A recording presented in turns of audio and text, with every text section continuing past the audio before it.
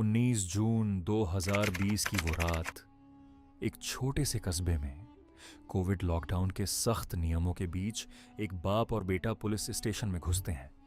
बाहर उनके दोस्त और रिश्तेदार खड़े हैं। अंदर से चीखें आने लगती हैं, लगातार, घंटों तक।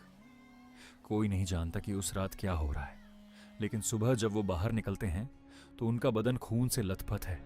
3 दिन बाद दोनों की मौत हो जाती है। ये कोई फिल्मी कहानी नहीं है, ये सतनकुलम की सच्ची घटना है। आज हम आपको उस पूरी कहानी से रूबरू कराएंगे जो पूरे देश को हिला गई थी।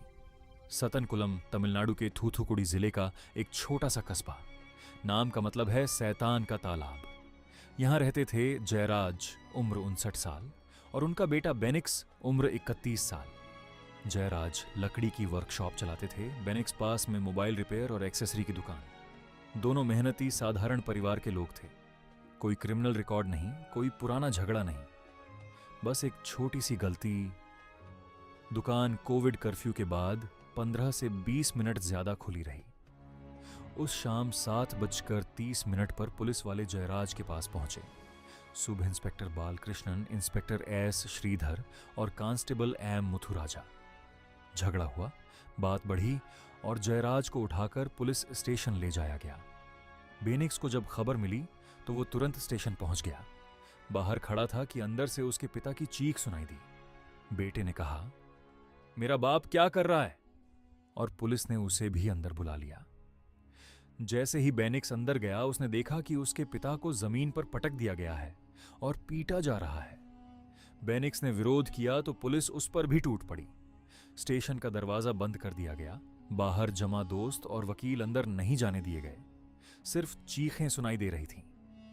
रात 8:30 बजे से लेकर सुबह 3 बजे तक, लगभग 7 घंटे तक दोनों पिता पुत्र को बेरहमी से पीटा गया। कपड़े उतार दिए गए, लाठियां, लातें, गालियां, एक के बाद एक राउंड। जब चीखें थमती तो कोई इंस्पेक्टर चिल्लाता, मारो और, चुप क्यों हो गए? सब इंस्पेक्टर रघु गणेश रात 11:30 पर पहुंचा। उसके आने के बाद तो हिंसा और बढ़ गई। हेड कांस्टेबल रेवती, जो उस रात ड्यूटी पर थीं, वो सब कुछ देख रही थी। बाद में उन्होंने कोर्ट में गवाही दी कि बेनिक्स को टेबल पर लिटाकर उसके हाथ पकड़कर लाठी से पीटा जा रहा था। जयराज लॉकअप में पड़े थे और कह रहे थे, हमने कुछ नहीं किया, फिर भी हमें पीटा जा रहा है। पुलिस वाले मजाक उड़ा रहे थे, ये तो 100 इडली खाने जितना ताकतवर है, ये बहुत मार सह लेगा। सुबह दोनों का हाल बेहाल था। रेक्टम से खून बह रहा था। 6 बार लुंगी बदलनी पड़ी।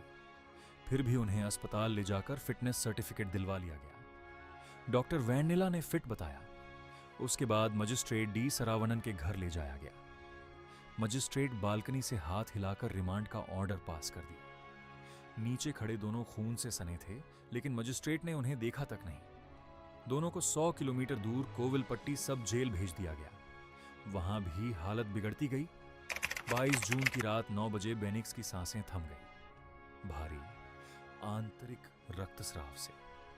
अगली सुबह 4:30 बजे जयराज भी चल गए। उनका फेफड़ा पंचर हो गया था। ये सुनकर पूरा कस्बा सन्न रह गया। दुकानदारों ने हड़ताल कर दी। सड़कों पर प्रदर्शन शुरू हो गए। #Justice for Jayaraj and Bennix social media पर ट्रेंड करने लगा। मदुरई हाई कोर्ट ने खुद संज्ञान लिया। सीबीआई को केस सौंपा गया। पोस्टमार्टम 3 डॉक्टरों के सामने वीडियोग्राफ किया गया। सीबीआई की जांच में सच्चाई सामने आई। पुलिस ने झूठा केस दर्ज किया था। दोनों पर कोई पुराना मुकदमा नहीं था, सिर्फ लॉकडाउन का हल्का उल्लंघन था, लेकिन पुलिस ने उन्हें इतना पीटा कि मौत हो गई। खून के निशान दीवारों और लाठियों पर थे। डीएनए रिपोर्ट ने सब कुछ साबित कर दिया। 6 साल तक मुकदमा चला। सैकड़ों पन्नों की गवाही हुई। सबसे बड़ी गवाही थी हेड कांस्टेबल रेवती की। उन्होंने अपने साथी पुलिस वालों के खिलाफ बयान दिया। उन्होंने बताया कि क्या क्या देखा। ये बहुत बड़ी हिम्मत थी, क्योंकि पुलिस की दीवार को तोड़ना आसान नहीं होता। 2026 में मदुरई की स्पेशल कोर्ट ने फैसला सुनाया। जज जी मुथुकुमारन ने कहा, यह रेयरेस्ट ऑफ रेयर केस है। जो कानून की रक्षा करने वाले थे, उन्होंने ही कानून को तोड़ा। 9 पुलिस वालों को मौत की सजा दी गई। साथ ही परिवार को 1,40,40,00,000 रुपये मुआवजा देने का आदेश दिया गया। यह फैसला पूरे देश में चर्चा का विषय बना। लेकिन इस कहानी से सिर्फ एक सबक नहीं, कई सबक निकलते हैं।